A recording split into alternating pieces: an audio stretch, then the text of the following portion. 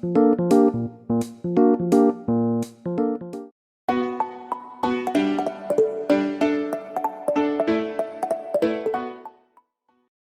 다음에 여러 번 검정하는 건데 이제 여기 뭐 P값을 이제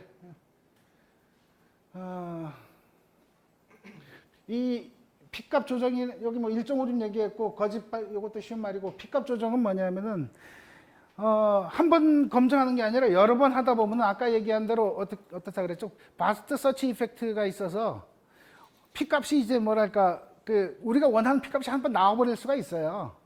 그래서 그 나온 P값은 약간 어떻게 보면은 좀 더 세밀하게 검증을 해야 된다. 그래서 P값 자체를 좀 조정해주는 그런 얼마나 조정해줘야 될까? 심플하게는 이제 뒤에 본페로니 수정이라는 게 있어서 그 횟수만큼 또 나눠주는 그런 게 있습니다. 그건 뒤에 한번 좀 보시고요.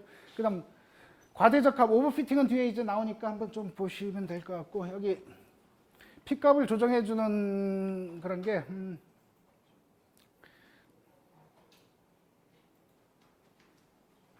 유의 수준을 여기 유의 수준 P값 조정이라고 뭐 할 수도 있고 유의 수준을 n으로 나눠주는 거예요. 보통 우리가 0.5%, 0.05%면은 이게 특이한 거야라고 하는데 만약에 P값 측정을 한 10번 했어.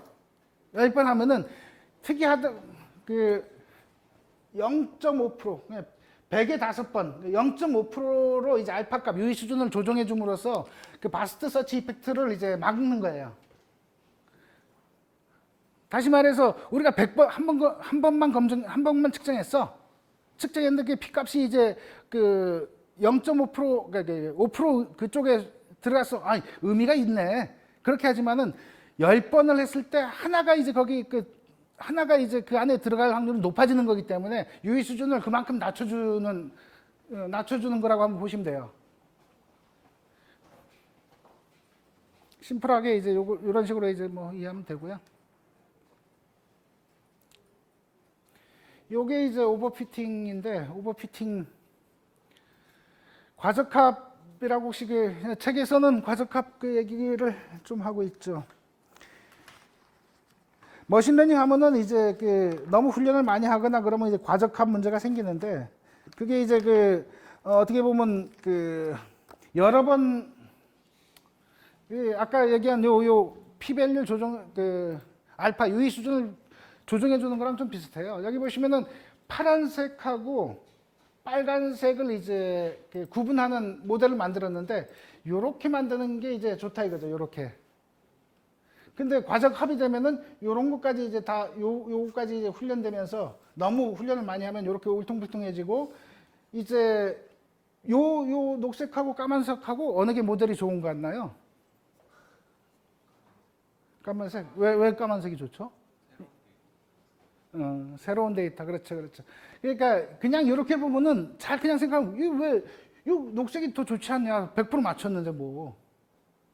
라고 생각할 수가 있는데 문제는 여기 있는 걸 맞추는 게 아니고 우리가 이제 머신러닝을 이제 하는 이유는 기존에 있는 거 공부했던 걸 맞추는 게 아니라 새로운 걸 맞추는 거거든요.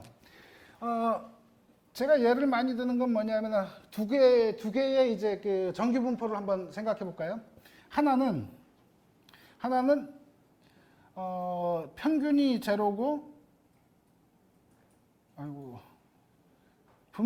분산이 이제 1인 놈. 또 하나는 평균이 1이고 분산이 1인 걸 한번 생각해 볼까요? 그럼 이제 높이가 좀 다르긴 하지만 어쨌든 얘랑 얘인데 요걸 이제 여기서 랜덤하게 뽑아내면 어떻게 될 거냐 하면은 이제 여기서 0을 중심으로 얘는 0을 중심으로 이제 많겠죠.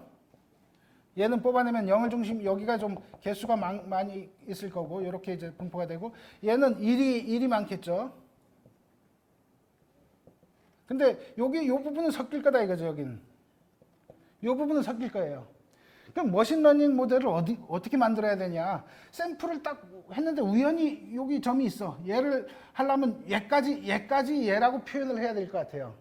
우연히 근데 얘까지 이제 얘 쪽이 여기 우연히 샘플이 이쪽이 잘 안 나왔어. 처음 한 번 했을 때는. 그러면 요까지를 요거로 이제 부를 수가 있어요. 근데 실제 이제 다음 또 샘플을 하면 요런 놈들은 틀리게 되겠죠. 새로 돌리면 이제 요 위치까지 침범하겠죠. 이 1차원으로 해갖고 좀 그렇다. 2차원으로 해야 되는데. 2차원으로 한번 해볼까요? XY를 이렇게 여기서 이제 점들이 이렇게 분포가 되어 있고, 그 다음에 세모란 놈은 이제 여길 중심으로 해서, 이렇게 X가 놈은 여길 중심으로 해서 이제 뭐,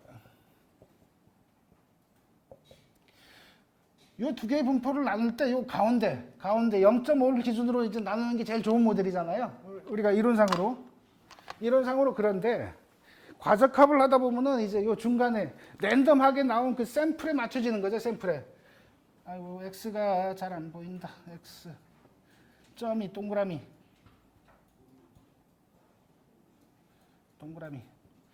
이 샘플에만 맞추면 어떻게 되냐면 이렇게 훈련시키면 될 거예요. 이렇게 이제 분류하면 될 거예요. 이 샘플에만 맞추면은. 그렇죠? 이렇게 하면 이제 다 맞춘 거니까. 근데 다시 이게 첫 번째 샘플이고 두 번째 샘플을 하는 순간 요 위치에 과연 이 동그라미가 나올 거냐 이거죠. 여기 동그라미 나올 확률이 이제 여기 낮죠. 그래서 좋은 모델은 요 가운데로 딱 이제 선을 그어주면은 이제 틀릴 확률이 훨씬 줄어든다 이거죠. 새로운 데이터에 대해서. 그게 이제 그 과적합 문제, 요런 것까지 막 하면은, 요런 것까지 훈련하면은 새로운 데이터에 대해서 많이 틀리게 된다. 그래서 요 문제 때문에 그냥 생각해 보면은 그러면